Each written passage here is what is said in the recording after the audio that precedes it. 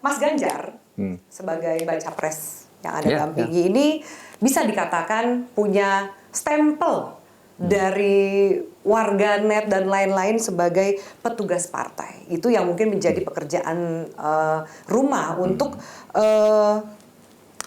menegaskan bahwa bukan petugas partai tapi petugas rakyat. Bagaimana Bapak melihat stempel petugas partai itu? Saya sejak dulu ya tidak pernah ikut meributkan istilah petugas partai itu ketika itu disematkan kepada Pak Jokowi. Pak Jokowi tugas partai. Menurut saya wajar aja. Presiden itu kan petugas partai untuk melaksanakan konstitusi. Karena partai itu mengemban amanat konstitusi untuk membangun demokrasi. Lalu yang ada di partai ini ada ADART-nya ditulis lalu ditugaskan nih. Saya tugaskan menjadi presiden untuk membawa visi dan misi partai ini. Kenapa dipertentangkan? Toh yang dikerjakan dalam prakteknya masalah-masalah kenegaraan, bukan masalah kepartaian. Iya kan? Saya tidak pernah mempersoalkan itu. Saya siap ditugaskan, kan gitu. Mas Ganjar juga siap. Jadi melaksanakan tugas partai menjadi petugas partai untuk menegakkan konstitusi, membangun demokrasi dan tegaknya hukum itu kan mulia. Kenapa memang? Kenapa dipersoalkan? Digunakan lawan politik. Ada apa lawan politik kan bisa cari. Nanti kalau bilang saya tidak mau jadi petugas partai diserang lagi oleh lawan politik. Kamu maunya sendiri aja kan gitu kan. Pokoknya kalau serangan itu udah kebal lah. Saya udah 23 tahun saya di pentas politik. Nggak terbebani bahwa petugas setiap partainya juga jadi jatuhnya ke Pak Mahfud? Enggak. Itu ke siapapun. Memang kan siapa yang bukan petugas partai itu? Di parlemen, di DPR, di kabinet gitu kan. Itu tugas partainya dia kalau dari partai untuk melaksanakan konstitusi kan itu. Berbeda dengan boneka partai, Pak? Beda. Kalau boneka partai itu setiap kegiatan pemerintahan didikte dengan paket-paket politik tertentu.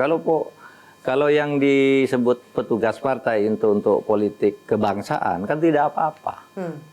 Bahkan kamu juga bisa jadi petugas partai kalau meskipun tidak jadi presiden. Partai menugaskan tolong dong tegakkan politik kebangsaan. Kamu ditugaskan oleh partai? Kenapa memangnya? Kan tidak salah. Apa salahnya gitu? Jadi tidak ada beban? Tidak ada beban sama sekali saya. Dan saya tidak pernah ikut ke perdebatan atau nyinggung sedikit pun sudah dulu istilah petugas partai dan apa itu perdebatan tidak ada gunanya. Iya, bagi saya tidak ada gunanya. Petugas partai memang petugas partai. Mau apa? Petugas partai untuk menegakkan konstitusi, membangun negara, demokrasi, dan hukum. Kan bagus. Apa jeleknya? Sama orang ditugaskan oleh kiainya, kan kalau pesantren. Kamu saya tugaskan begini. Apakah dia salah? Gitu. Kan sama aja toh ditugaskan oleh pesantrennya. Bener aja. Jadi toh itu berlaku di hampir semua. Hampir semua, cuma tidak dikatakan aja. Cuma tidak kemudian menjadi konsumsi politik, gitu ya Pak Mahfud. Betul. Pak Mahfud, nah kalau kita baca peta politik hari ini, ada Bapak sebagai Bacawapres, ada Caimin juga sebagai Bacawapres. Bisa dikatakan akan berebut suara NU. Kita pasti belum tahu Prabowo Subianto akan mengangkat siapa sebagai pendampingnya. Nah, banyak Pak Mahfud yang meragukan kadar NU Pak Mahfud. Dikatakan lebih milih HMI dibanding PMI waktu mahasiswa. Dikatakan sempat viral statement dari mantan ketum P3 Romal Muzi mengatakan PBNU itu tidak mengakui Pak Mahfud sebagai orang NU. Jadi seberapa NU sih Pak Mahfud ini? Sebenarnya tidak penting saya menjelaskan itu.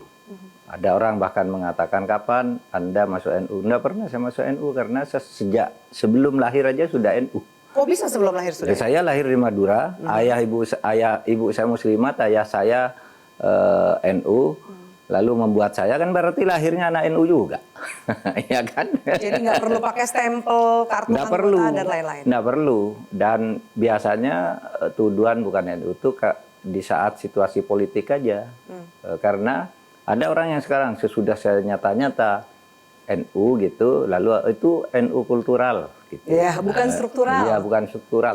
Saya ya kultural ya struktural juga. Kultural saya ini hidup di lingkungan NU, sholat, khutbah, tahlilan, sholawatan, hafal semua karena saya kecil saya sudah pesantren NU. Strukturalnya saya ini pernah menjadi ketua Dewan Pertimbangan Ikatan Sarjana Nahdlatul Ulama pusat. Itu SK-nya dari Ketua Umum PBNU Akil Siroj. Pernah menjadi penasihat GP Ansor di zaman Nusron. SK-nya dari Pak Akil Siroj juga. Ya. Masa ini lalu dibilang bukan NU? Pernah menjadi pengurus Ansor di Jogja tahun 94-95 gitu. Masa itu bukan struktural? Struktural kan? Struktural. Cuma secara politik lalu orang belok-belok. Padahal saya sering bergurau gitu. Saya ini mau dibilang bukan NU dengan orang NU yang apa namanya yang asli dalam arti anaknya kiai atau siapapun, saya kira lebih tahu saya lah urusan kitab-kitab kuning dan sholawatan itu untuk sebagian anak kiai atau anak siapa gitu. Nah, oleh sebab itu saya tidak pernah risau dengan itu. Ya. Dan sekarang nyatanya Gus Yahya kan bilang ini NU asli, kan gitu kan? Pak itu kayak Anwar Iskandar teman saya itu kenal saya sejak masih muda. Wah ini NU asli katanya. Kalau kayak Mohit Musadi, Pak Mahfud itu ya pasti NU orang Madura. Orang Madura itu jangankan orangnya, ayamnya aja NU semua katanya. Pokoknya udah semua NU lah, tak perlu diragukan lagi. Ayamnya aja NU ya Pak? Ayamnya aja NU. Tapi perebutan suara NU dan Jawa Timur minimal hari ini akan bersaing lah dengan pasangan Anies dan Caimin. Bagaimana Pak Mahfud melihat bahwa akan ada kontribusi dengan memilih Pak Mahfud untuk memenangkan suara NU dan Jawa Timur? Ya itu perhitungan saya kira termasuk PDIP karena saya diharapkan mengambil dari NU dan PDIP itu pertimbangannya dua. Pertama soal kualitas bahwa kita tidak Bu Mega itu tidak sepenuhnya berpedoman pada survei karena survei itu kan bisa macam-macam. Tapi Bu Mega seperti dia katakan kepada saya perlu penegak hukum, perlu orang anti korupsi. Nggak bilang surveinya berapa kamu gitu. Tetapi kalau berdasar survei pun ini saya banyak Mbak. Saya punya catatan survei. Bagus nih survei saya ini ya. Surveinya kapan dulu Pak Mahfud? Iya survei yang terbaru.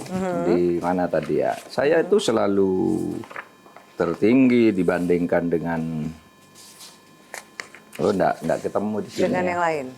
Kisaran angkanya berapa kalau Bapak bilang itu surveinya bagus? Begini, survei yang terakhir dari Alfara itu ya, survei ini nih Mbak, ada nih Mbak. Nih, survei Alfara yang terakhir ini minggu kemarin. Ya. Awal Oktober. Pasangan Ganjar Mahfud tertinggi. 36% jika dibandingkan dengan Amin maupun Prabowo Erick Thohir. Nah, kalau saya berhadapan dengan Mohaimin, saya akan menempat 50,2%, Mohaimin 27,2%. Ini Alfara ya. Alfara itu ada alamatnya, bisa ditanya metodologinya. Lalu Litbang Kompas bulan Oktober sekarang ini. Yang baru dirilis seminggu lalu, 11 Oktober. Ya. Pendukung saya di luar Jawa terbesar.